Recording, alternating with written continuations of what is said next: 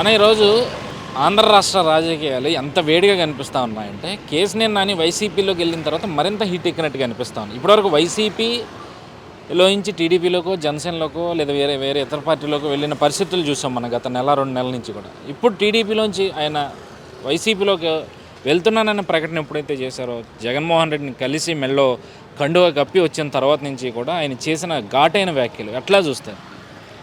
ఈరోజు రాష్ట్ర ప్రజానాయకానికి ఈ వేదిక నుంచి విజ్ఞప్తి. రాష్ట్ర రాజకీయాల్లో ఈరోజు ఆంధ్రప్రదేశ్ చాలా తీవ్రమైన నష్టం జరిగి ఉంది. ఒక్క సంవత్సరం అధికారం ఇచ్చిన జగన్మోహన్ రెడ్డి వల్ల. దాదాపు 4 సంవత్సరాల 9 నెలల కాలంలో ఈ ఆంధ్రప్రదేశ్లో ఈ జగన్మోహన్ రెడ్డి ప్రభుత్వంలో అనేక వర్గాలు అనేక రకంగా అనేక ఇబ్బందులు పడటం చూసాం. ఇవన్నీ చూశాక ఈనాటి ప్రతిపక్ష నేత నారా చంద్రబాబు నాయుడు గారు ఈ రాష్ట్రంలోని బాధుడే కార్యక్రమం ద్వారా కానీ ప్రజలకు వెళ్ళటమే కానివ్వండి, ఇదేమి కర్మ కానీ ప్రజలకు వెళ్ళటమే కానివ్వండి, ఇప్పుడు కదలిరా ఆంధ్రప్రదేశ్ని కాపాడుకుందాం, భావితరాల భవిష్యత్తుకి భరోసాగా నుంచుందామని ప్రోగ్రాం ద్వారా రాష్ట్రం మొత్తం కూడా ఒక సుడిగాల పర్యటన చేస్తున్న సందర్భంలో ఈనాటి వైసీపీ ప్రభుత్వంలోని ప్రజా వ్యతిరేక పాలనను ప్రజలకు పూర్తిగా ప్రజలను చైతన్యవంతం చేస్తున్న నారా చంద్రబాబు నాయుడు గారిని ఆకర్షిస్తూ ఈనాటి ప్రభుత్వంలో ఉన్న వైసీపీలో కొంతమంది ఎమ్మెల్యేలే కానివ్వండి, ఎంపీలే కానివ్వండి జరిగిన నష్టాన్ని తెలుసుకొని ఈ ఆంధ్రప్రదేశ్కి నారా చంద్రబాబు నాయుడు అయితే కరెక్ట్ అని అనేక మంది తెలుగుదేశం పార్టీలో రావడానికి సిద్ధపడ్డారు. కొంతమంది రావడం జరిగింది. ఇవన్నీ కూడా మీరు చూస్తున్నారు దాదాపుగా 10 రోజులుగా. ఈనాటి విజయవాడ పార్లమెంటు అభ్యర్థి పార్లమెంట్ నెంబర్ అయిన కేశినేని నాని గారు దాదాపు 2 పర్యాయములు విజయవాడ ఎంపీగా ఉండడం జరిగింది. కేశినేని నాని గారికి ఈ వేదిక నుంచి ఒకటే చెప్తున్నా, తెలుగుదేశం పార్టీ ఆనాడు నారా చంద్రబాబు నాయుడు ప్రతిపక్షంలో వస్తున్నా మీకోసం పాదయాత్రలో నువ్వు చేరి ఆనాటి కొత్తగా పుట్టిన ప్రజారాజ్యం పార్టీపై దుమ్మెత్తి అనేక విధాల నీ యొక్క వరవడి, నీ యొక్క ఆలోచన, నీ యొక్క మెంటాలిటీ ఆ రోజు చిరంజీవి గారిని అనేక మాటలతో పద్దాలతో వాడిన నువ్వు సరే, నువ్వు తెలుగుదేశం పార్టీ తీర్థం పుచ్చుకున్నావు. నారా చంద్రబాబు నాయుడు గారు రాష్ట్ర పర్యటనలో వస్తున్నా మీకోసం పార్టీ పాదయాత్రలో పాల్గొని నువ్వు తెలుగుదేశం పార్టీ తీర్థం పుచ్చుకున్న తర్వాత తెలుగుదేశం పార్టీ నీకు 2 సార్లు బీఫారం ఇచ్చి విజయవాడ నగరానికి ఎంపీ చేసింది. నువ్వు అనేక సార్లు ఈ మధ్య 5 సంవత్సరాల్లో అనేక పిచ్చి వాగుళ్ళు వాగావు. నానిగారు ఒకసారి ఆలోచించండి. విజయవాడలో పార్లమెంటుగా నేను ఒక్కడనే గెలిచా, నా స్వయం కృపాతో గెలిచానని మీరు అనేక సార్లు చెప్పడం జరిగింది. అనేక మందిని మీరు అవమానపరచడం జరిగింది తెలుగుదేశం పార్టీ ఎమ్మెల్యేలని. కానీ ఎక్కడా కానీ ఎప్పుడు కానీ తెలుగుదేశం పార్టీ మాజీ శాసనసభ్యులు కానీ మిమ్మల్ని పల్లెత్తి మాట అనడం జరగల. ఎందుకంటే క్రమశిక్షణ పార్టీ తెలుగుదేశం పార్టీ పార్లమెంట్ సభ్యుడిగా మీరు ఉండడం వల్ల మిమ్మల్ని నోరెత్తకుండా ఒక కుటుంబ సభ్యుడిలా గౌరవించడం జరిగింది.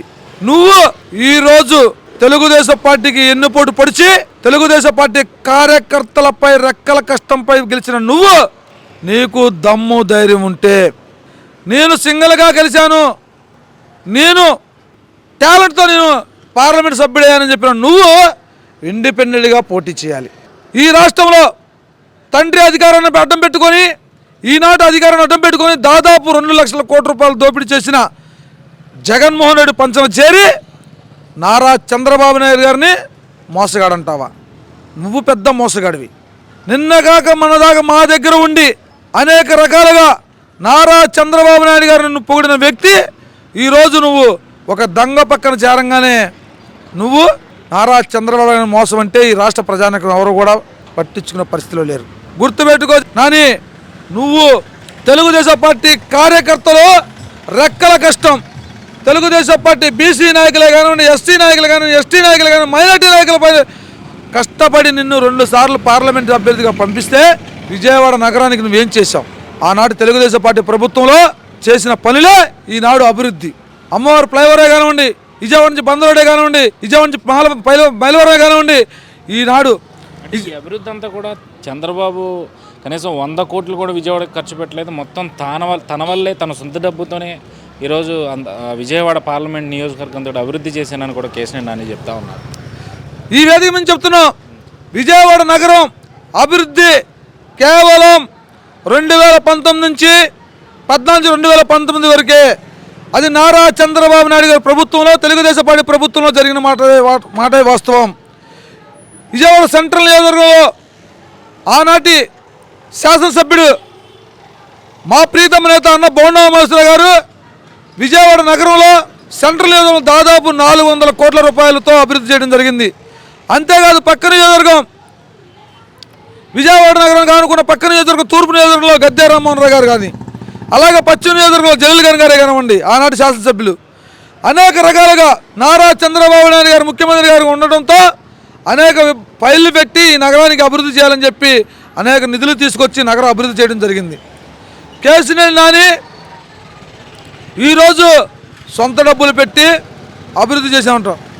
నీవు ఏ సొంత డబ్బులు పెట్టి అభివృద్ధి చేసావో నువ్వు చెప్పాలి. నువ్వు బహిరంగ చర్చకి తెలుగుదేశం పార్టీ కార్యకర్తగా, ఒక బీసీ కార్యకర్తగా నేను చర్చకు సిద్ధంగా ఉన్నా. మా నాయకులు, మా ఎమ్మెల్యేలు, మా మాజీ మినిస్టర్లు కూడా అవసరంలా, ఒక సాధారణ కార్యకర్తగా వస్తా. నీ సొంత నిధులతో ఏం డెవలప్ చేసావు? నీ సొంత నిధులతో నువ్వు రాజకీయంగా ఎదగడానికి ఉపయోగించుకున్నావు. నగర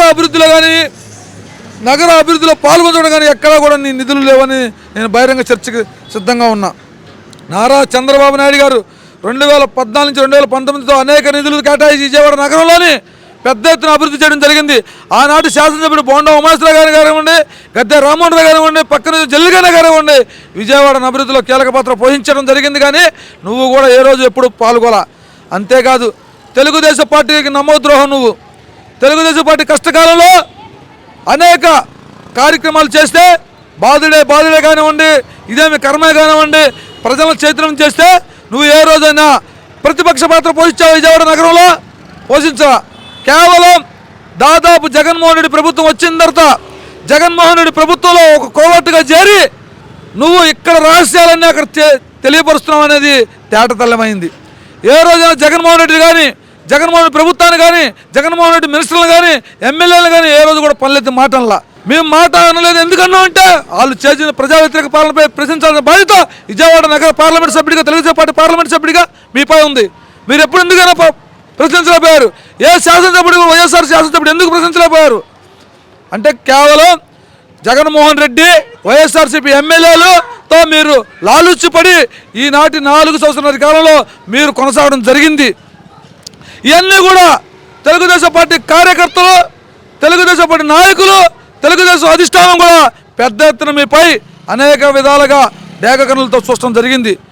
లాస్ట్కి ఏది ఏమైనా మన సినిమా అయిపోయింది. మనం చేసిన తప్పులు ప్రజలకు తెలిసిపోయినాయి, తెలుగుదేశం పార్టీ కార్యకర్తలు తెలిసిపోయినాయి, తెలుగుదేశం పార్టీ అధిష్టానం తెలిసిపోయింది. ఇక మనం ఇక్కడ అన్నాలో నిలబడలేం. ఏదో విధంగా పక్కకు తప్పుకోవాలి, ఏదో విధంగా బురద చల్లాలి అనే విధంగా నువ్వు బురద చల్లడం జరిగింది.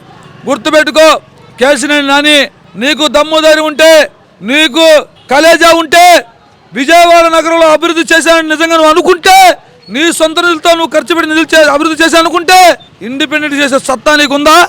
ఇండిపెండెంట్ చేసే సత్తా నీకుంటే నువ్వు ఈరోజు ఎందుకని ఒక దొంగ పక్కన చేరి ఈ రాష్ట్రాన్ని దోచేసిన, తండ్రి అధికారాన్ని అడ్డం పెట్టుకుని దోచేసుకున్న దొంగ పక్కన ఈనాటి ముఖ్యమంత్రిగా ఉన్న జగన్మోహన్ రెడ్డి ఈ రాష్ట్రంలో అనేక విధాలుగా శాండ్ మైండ్ అన్ని విధాలు పెద్ద ఎత్తున అవినీతులు చేసిన దొంగ పక్కన చేరి నువ్వు పిచ్చి మాటలు మాట్లాడితే విజయవాడ నగర ప్రజలే కాదు, ఆంధ్రప్రదేశ్ ప్రజానికి కూడా ఎవరు కూడా నిన్ను క్షమించని గుర్తుపెట్టుకో.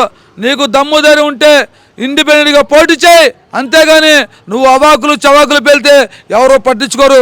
గుర్తుపెట్టుకో, నారా చంద్రబాబు నాయుడు గారు అనే వ్యక్తి ఒక విజన్ ఉన్న నాయకుడు కాబట్టే ఆయన 53 రోజులు రాజమండ్రి సెంట్రల్ జైల్లో ఉంటే తెలుగుదేశం పార్టీ కార్యకర్తలు, ప్రజలు స్వచ్ఛందంగా రోడ్లపై వచ్చి నిరసన తెలియజేస్తే నువ్వు ఒక పార్లమెంటు సభ్యుడిగా విజయవాడ నగరంలో ఉంటూ ఏ రోజైనా ఎక్కడైనా బయటకు వచ్చావా?